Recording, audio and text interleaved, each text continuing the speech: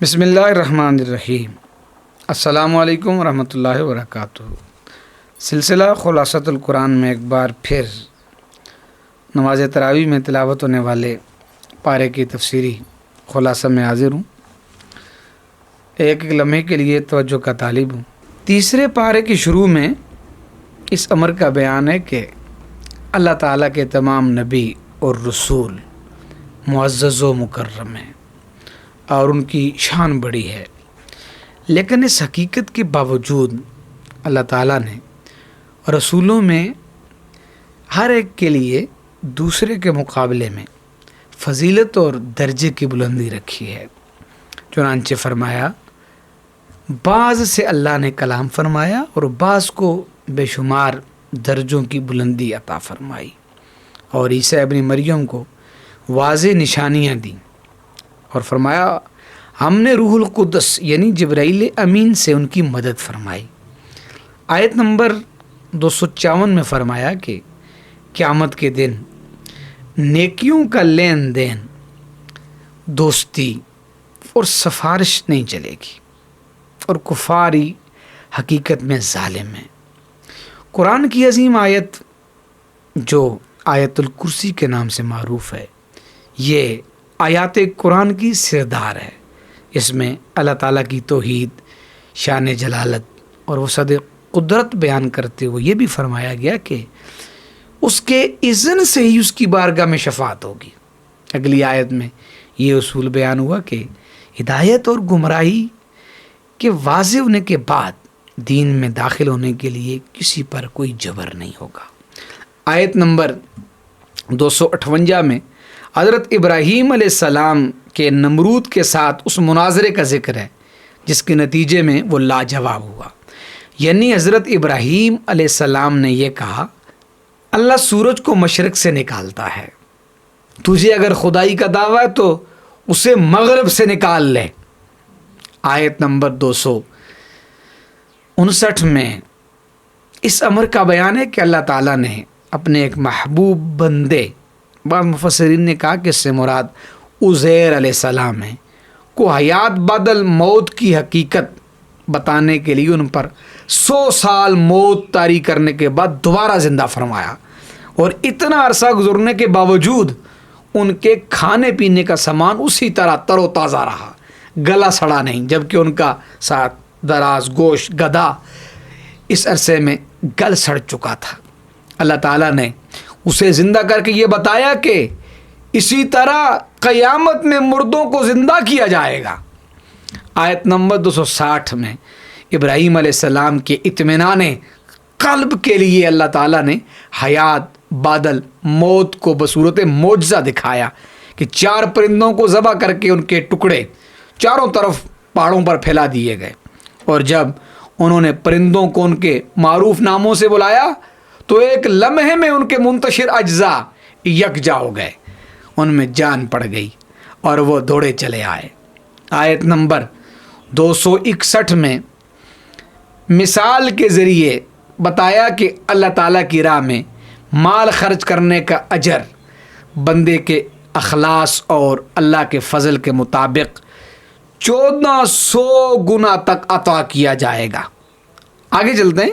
اس سے اگلی آیات میں یہ بتایا کہ اللہ کی راہ میں صدقہ دے کر احسان جتلانے اور ریاکاری سے صدقے کا اجر ضائع ہو جاتا ہے۔ آیت نمبر 263 اور 264 میں ریاکاری اور اخلاص کے ساتھ اللہ تعالیٰ کے راستے میں خرچ کرنے کو 2 مختلف مثالوں سے واضح فرمایا ہے، اور یہ بھی کہ اللہ تعالیٰ کی راہ میں ناقص اور ناکارہ چیز نہ دو۔ جب انسان خود اپنے لیے نفیس، عمدہ اور پاکیزہ چیز کو پسند کرتا ہے تو اللہ تعالیٰ کی راہ میں بھی ایسا ہی مال دینا چاہیے۔ ساتھ ہی یہ بھی بتایا کہ اللہ کی راہ میں دینے سے وہی لوگ بخل کرتے ہیں جنہیں شیطان فقر و فاقہ سے ڈراتا رہتا ہے۔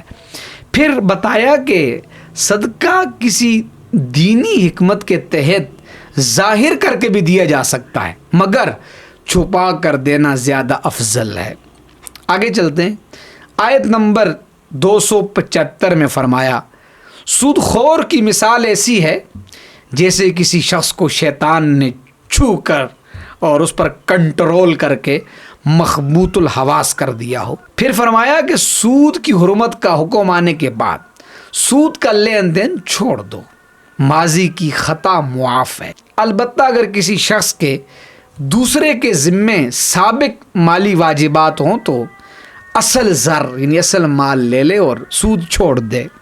سود کی حرمت کا حکم آنے کے بعد سود سے باز نہ آنے والوں کے خلاف اللہ تعالیٰ نے اعلان جنگ فرمایا۔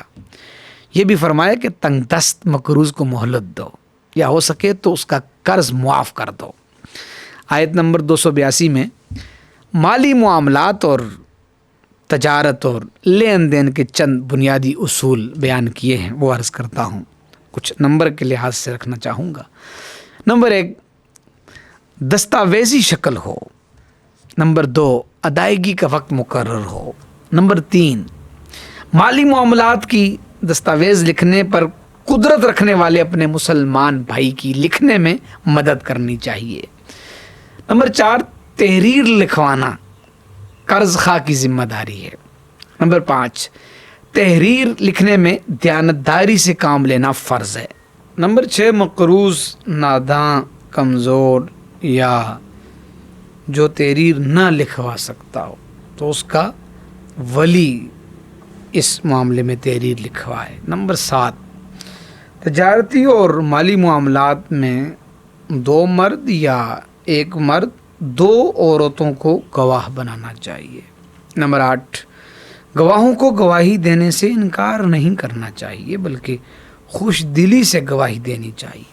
نمبر 9، گواہوں اور دستاویز لکھنے والوں کو تحفظ فراہم کرنا عاقدین کی ذمہ داری ہے۔ نمبر 10، گواہوں اور دستاویز لکھنے والوں کو ایذا پہنچانا گناہ ہے۔ نمبر 11، گواہی کو چھپانا گناہ ہے۔ نمبر 12، حالت سفر میں کوئی لین دین کا معاملہ ہو تو کوئی فریق ضمانت کے طور پر چیز اپنے پاس رہن رکھ سکتا ہے۔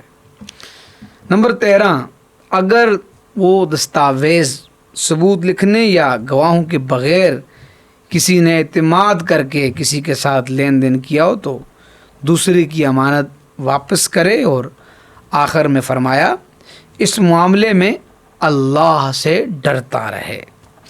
آیت نمبر 284 میں فرمایا تم اپنے دلوں میں کوئی بات چھپاؤ یا اسے ظاہر کرو، اللہ تعالیٰ تم سے اس کا حساب لے گا۔ آیت نمبر 285 میں اسلام کے بنیادی عقائد کا ذکر ہے، یعنی اللہ کے رسولوں پر ایمان، ملائک پر ایمان، تمام آسمانی کتابوں پر ایمان اور قیامت کے دن پر ایمان، اس کا بیان ہے۔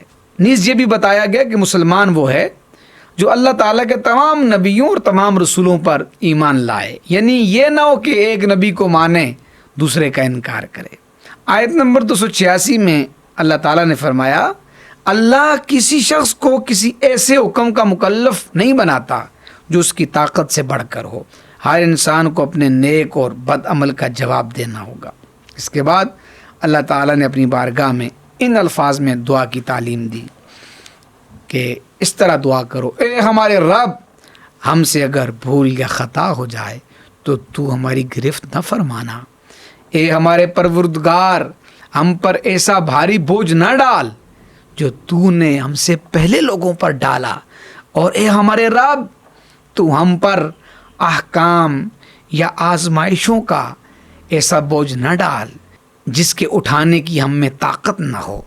تو ہمیں معاف فرما، ہمیں بخش دے اور ہم پر رحم فرما۔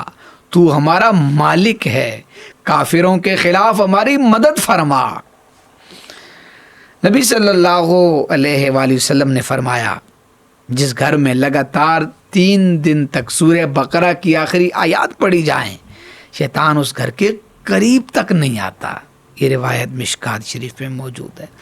رسول اللہ صلی اللہ علیہ وسلم نے فرمایا سورہ بقرہ کی آخری آیات خود بھی سیکھو اور اپنی خواتین کو بھی سکھاؤ، کیونکہ قرآن کے علاوہ یہ بہترین حمد و ثنا اور بہترین دعا بھی ہے۔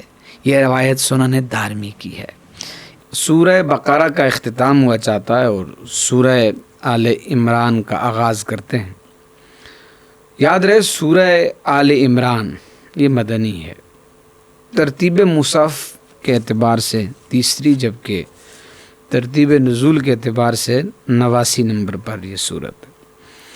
اس سورت میں آل عمران کو فضیلت دینے کا ذکر ہے، اس لیے سورت کا نام آل عمران رکھا گیا۔ اس سورت میں عقائد اور احکام شریعہ کا بیان ہے۔ عقائد میں اللہ تعالیٰ کی وحدانیت اور الوہیت کا ذکر ہے، اور اس کے بعد الوہیت عیسیٰ اور تثلیث کا جو عقیدہ تھا، قرآن مجید کی صداقت اور کلام اللہ ہونے میں اہل کتاب کے شبہات کو دور کیا گیا ہے۔ اس سورت کا نصف افراد عیسائیت، جبکہ تہائی یہودیوں کے قبائح اور جرائم کے بیان پر مشتمل ہے۔ احکام شریعہ میں فرضیت حج اور جہاد، سود کی تحریم، زکوٰۃ ادا نہ کرنے والوں کی سزا اور منافقین کو زجر و توبیخ کا بیان کیا گیا ہے۔ سورہ آل عمران کی ابتدا حروف مقطعات سے ہوئی ہے۔ ابتدائی آیات میں اللہ تعالیٰ کی وحدانیت، قرآن کی حقانیت اور تورات انجیل کے مصدق اور مؤید ہونے کا بیان ہے۔ اللہ تعالیٰ کا اپنی قدرت سے ماؤں کے ارحام میں اپنی مرضی کی صورتیں تخلیق فرمانے کا بیان ہے۔ آئیے آگے چلتے ہیں۔ آیت نمبر 7 میں بتایا گیا کہ آیات قرآنی کی 2 قسمیں ہیں۔ نمبر 1 محکم، یہ وہ آیات ہیں جن کی دلالت اپنے معنی، مفہوم اور منطوق پر بالکل قطعی اور واضح ہے۔ ان میں تمام شرعی احکام، حلال و حرام، فرائض و واجبات، حدود و فرائض اور اوامر و نواہی کا بیان ہے۔ دوسرے نمبر پر متشابہ، اس بارے میں کچھ عرض کرتا ہوں۔ ان آیات پر ہر مومن کا ایمان لانا فرض قطعی ہے، اور جن کے معنی ہم پر واضح نہیں ہیں ان کی مراد ہم اللہ پر چھوڑ دیتے ہیں۔ اللہ نے فرمایا جن کے دلوں میں کجی ہے وہ فتنہ جوئی اور متشابہات کا محمل تو جی اور مراد نکالنے کے لیے کنایات کے در پہ رہتے ہیں۔ حالانکہ متشابہ آیات کا قطعی اور آخری معنی اللہ ہی جانتا ہے، اور جنہیں علم دین میں مہارت حاصل ہے وہ کہتے ہیں کہ ہم ان پر ایمان لائے اور یہ سب ہمارے رب کی جانب سے ہے۔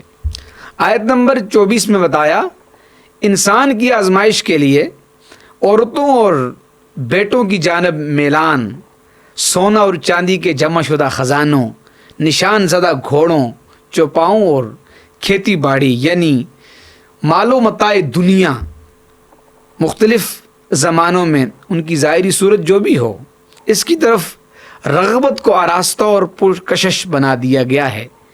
یہ سب دنیا کی زندگی کا سامان ہے، اور عمدہ ٹھکانہ یاد رکھیے صرف اللہ کے پاس ہے۔